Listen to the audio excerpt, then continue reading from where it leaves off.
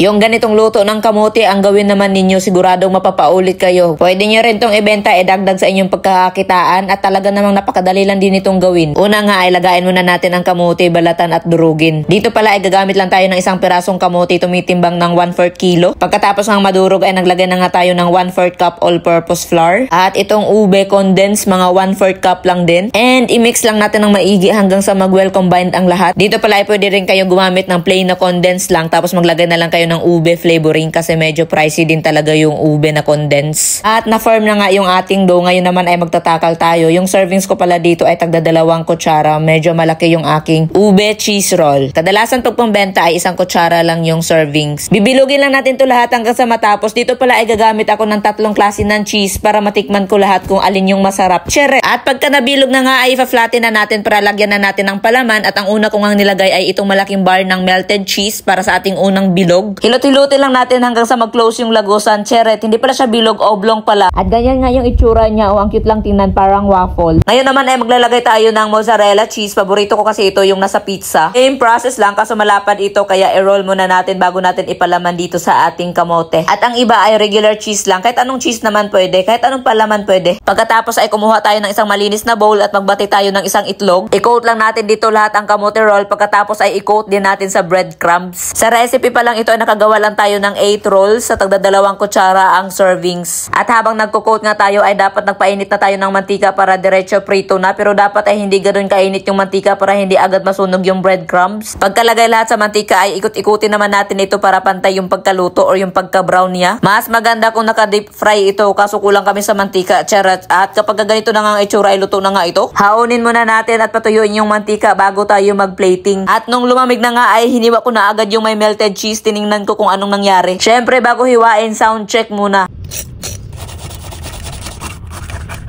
At pagkahiwa ko nga ito yung bumungad sa akin, isang napakalaking sinkhole.